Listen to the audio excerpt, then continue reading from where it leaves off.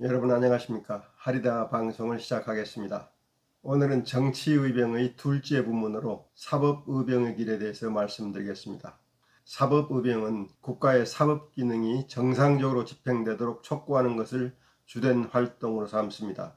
국가의 사법기능은 대법원을 정점으로 하는 고등법원, 지방법원 등의 법원 기능과 관련하는 것이지만 법을 적용하여 판결하는 일임을 감안하면 판결의 대상인 민사, 형사, 행정사건을 다루게 되어 있는 검사와 변호사의 역할을 무시할 수 없습니다. 따라서 이른바 법조 3윤이라고 불리는 판사, 검사, 변호사의 직무와 관련한 일이 사법의병의 주된 관심사라고 할 수 있습니다.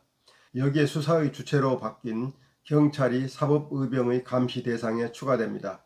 사법의병이 판사, 검사, 변호사, 경찰의 활동을 감시하는 주된 관심사는 그들이 수사를 제대로 하고 정의롭게 판결하는지 여부를 따지는 일입니다.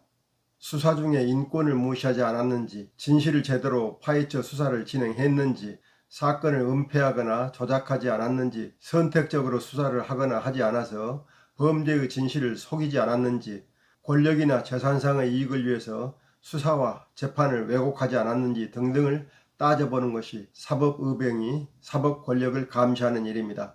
우리나라는 검찰공화국이라고 불릴 만큼 검찰 권한이 막강합니다.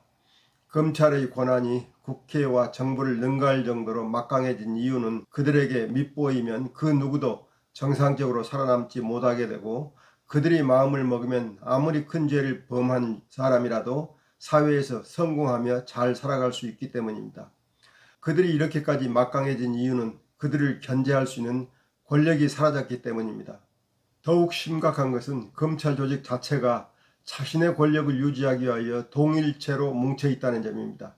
따라서 대통령이나 여당의 힘으로도 검찰을 견제할 수 없는 지경에 이르렀습니다.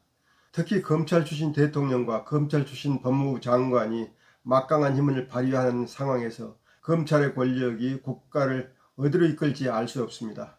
여기에 이들이 우리 사회의 상류층을 이루고 있어서 한국 사회의 상류층이 국가와 사회의 진정한 발전보다는 자신들의 성공과 안락을 더 소중히 여기는 상황이라면 미래의 한국은 미국보다 더 극심한 빈부격차, 계층격차를 나타내게 될 것임이 분명해 보입니다.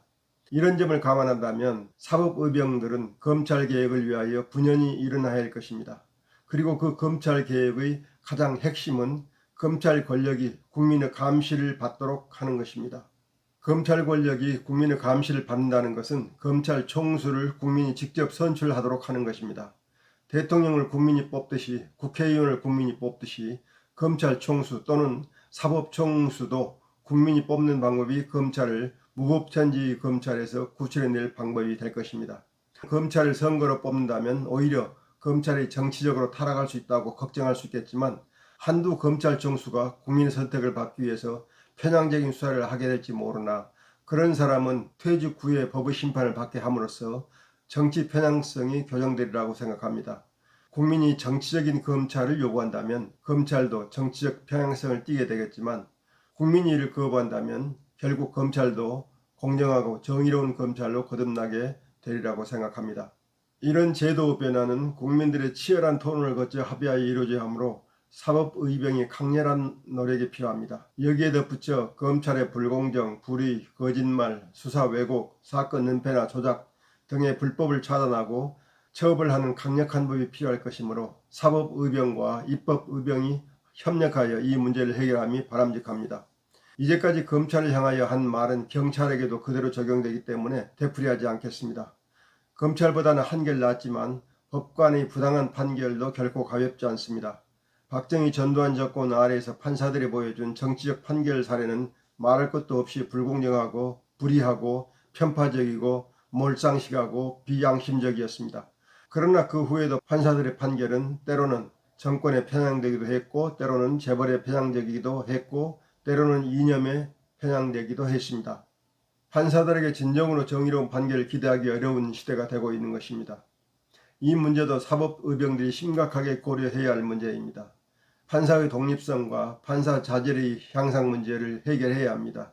변호사 문제도 가볍게 넘길 수 없습니다. 특히 김앤장으로 대표되는 법무법인이 정부 요직에 있던 공무원들을 대거 스카우트하여 로비스트로 활용하고 이들을 다시 공무원으로 내보내 정부를 그들의 이익 창출 또는 이익 대변자로 만들어가는 구조를 깨뜨려야 합니다.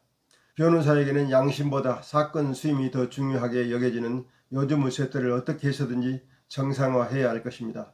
이를 위해 사법의병들이 누구보다도 더 세밀하게 문제를 들여다보고 해결책을 내놓아야 할 것입니다.